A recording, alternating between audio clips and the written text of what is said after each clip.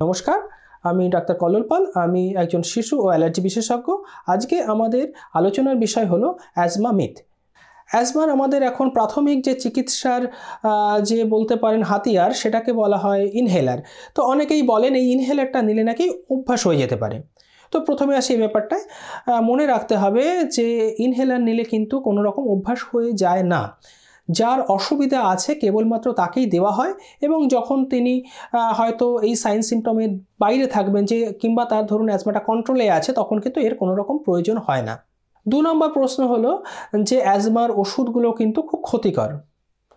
আমাদের মনে রাখতে হবে যে কোনো ওষুধেরই কিন্তু সাইড এফেক্ট আছে, কিন্তু যে আমরা যখন অ্যাজমার ওষুধগুলো পার্টিকুলারলি যখন আমরা ইনহেলার দিয়ে ইউজ করি, সেই ওষুধগুলো খুব কম পরিমাণে মানুষের শরীরে প্রবেশ করে এবং সেটি ডিরেক্টলি যেখানে পাঠানোর কথা মানে ফুসফুসে, সেখানে সরাসরি যায়। আমরা যখন কোনো মুখের ওষুধ যেমন ট্যাবলেট হতে পারে, কোনো সিরাপ হতে পারে, সেগুলো যখন দিই সেগুলো কিন্তু আমাকে অনেক বেশি পরিমাণে দিতে হয়।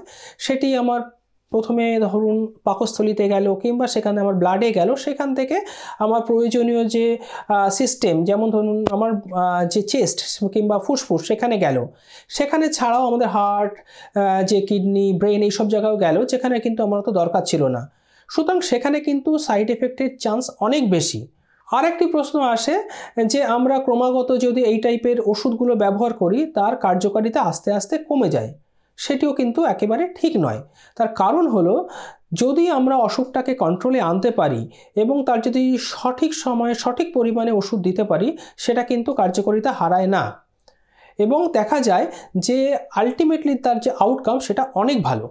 মা বাবারা অনেক সময় আমাদের প্রশ্ন করেন যে যার অ্যাজমা হয়েছে, মানে তার বাচ্চার যখন অ্যাজমা হয়েছে সে কি আর কখনো খেলতে পারবে না? মনে রাখতে হবে খেলাধুলো করলে বা দৌড়াদৌড়ি করলে অনেক সময় অ্যাজমার কাশি বাড়তে পারে কিংবা শ্বাসকষ্ট হতে পারে। তা বলে এটা নয় যে তার খেলাধুলো বন্ধ। দেখা যায় যে তার খেলাধুলো করলে ফুসফুসের যে কার্যকারিতা অনেকাংশে বাড়ছে এবং সে পরে যে এই প্রবলেমগুলো অনেক ভালোভাবে হ্যান্ডেল করতে পারছে।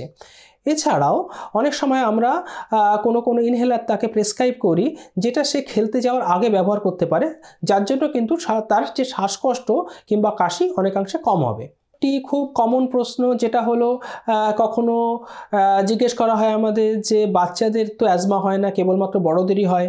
আবার উল্টোটাও, বড়দের অ্যাজমা হয় না, কেবলমাত্র বাচ্চাদের হয়। অ্যাজমা কিন্তু বিভিন্ন কারণে হতে পারে।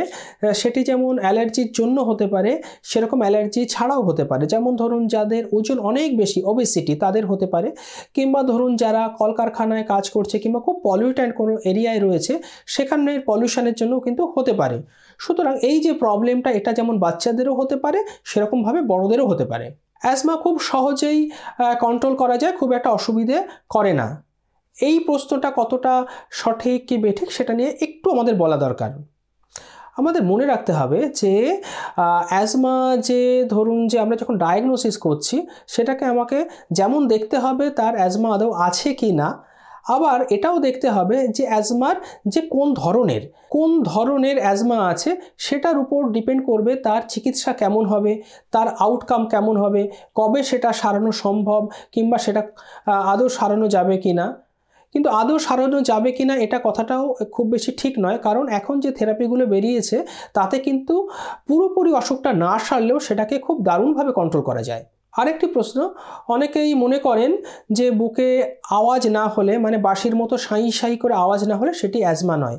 এটাও কিন্তু সেরকম খুব বেশি সঠিক কথা নয়, কারণ দেখা যায় অ্যাজমাতে যেমন এই সাঁই সাঁই করে বাঁশির মতো শ্বাসে আওয়াজ হয়, এছাড়াও অনেকে দেখা যায় এই আওয়াজটা নেই, তার শুধুমাত্র কাশি আছে।